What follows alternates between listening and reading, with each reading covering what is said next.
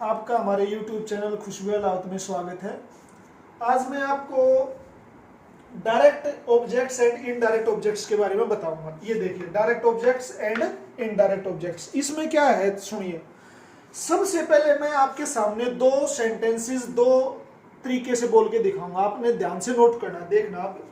The tailor presented to the king a pair of shoes. देखिए, the tailor presented to the king a pair of shoes. अब मैं इसी sentence को दूसरे तरीके से बोलता हूं।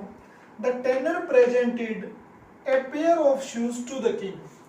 हमारे दिमाग में यह आएगा कि ग्रामेटिकली हम इस सेंटेंस को the tailor presented to the king a pair of shoes ऐसे लिखें, या फिर the tailor presented a pair of shoes to the king. अब ये इस सेंटेंस को मैंने आपके सामने दो तरीके से बोल के बताया। सेकंड जो सेंटेंस देखिए, इसमें क्या है, Sonu told to the Pranjal a story. अब इसी सेंटेंस को हम दूसरे तरीके से बोलते हैं, Sonu told a story to the Pranjal. तो अब यहां आप एक चीज देखिए कि ग्रामेटिकली इनमें कौन सी चीज ठीक है। तो वहीं से एक नया कंसेप्ट निकल के आता है कि direct objects and indirect objects. आज मैं आपको यह बताऊंगा कि डायरेक्ट ऑब्जेक्ट्स और इनडायरेक्ट ऑब्जेक्ट्स की पहचान कैसे की जाए।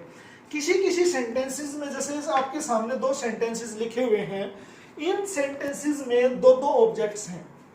तो उन दो ऑब्जेक्ट्स में से आप डायरेक्ट ऑब्जेक्ट कौन सा है और इनडायरेक्ट ऑब्जेक्ट कौन सा है, इसका कैसे पता लगाएंगे। देखिए, सबसे पहले हमने क्या देखना है कि the tailor presented to the king a pair of shoes.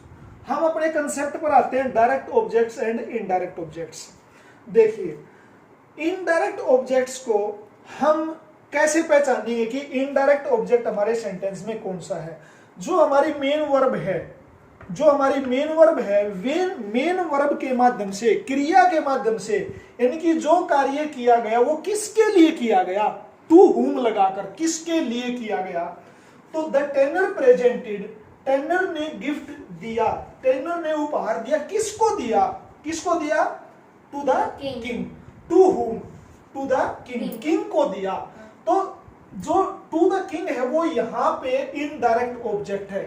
अब आपको ये कैसे पता लगेगा कि डायरेक्ट ऑब्जेक्ट क्या दिया, क्या किया गया, क्या दिया, क्या उपहार दिया, ए पेयर ऑफ शूज। तो ए पेयर ऑफ शूज हमारा डायरेक्ट ऑब्जेक्ट हो जाएगा और टू द किंग हमारा क्या हो जाएगा, इनडायरेक्ट ऑब्जेक्ट हो जाएगा।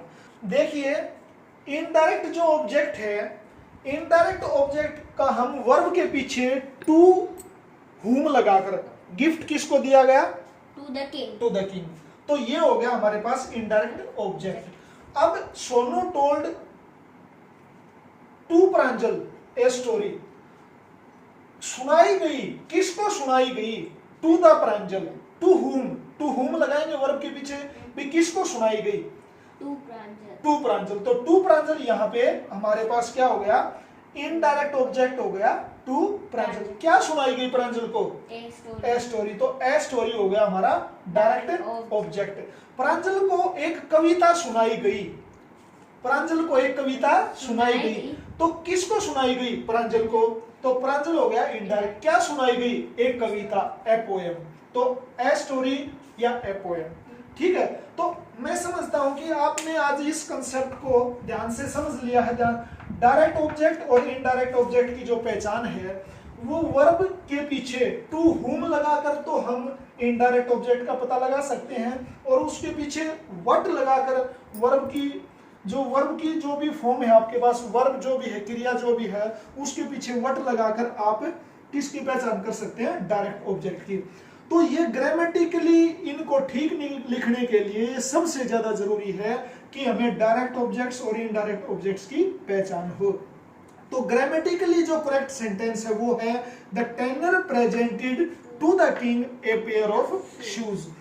तो ये ग्रामेटिकली करेक्ट नहीं होगा यदि हम ये बोले the tailor presented a pair of shoes to the king, क्योंकि according to the grammar rules, verb के पीछे हमेशा, वर्ब के पीछे आपने इनडायरेक्ट ऑब्जेक्ट को लगाना है। इनडायरेक्ट ऑब्जेक्ट के बाद आप डायरेक्ट ऑब्जेक्ट का यूज करेंगे। तो इन दोनों सेंटेंसेस के माध्यम से direct objects and indirect objects को मैंने आपको समझाया। तो मैं पूरी उम्मीद करता हूं कि आपने इस टॉपिक को अच्छे से समझा और आप इसको आगे से यूज करेंगे।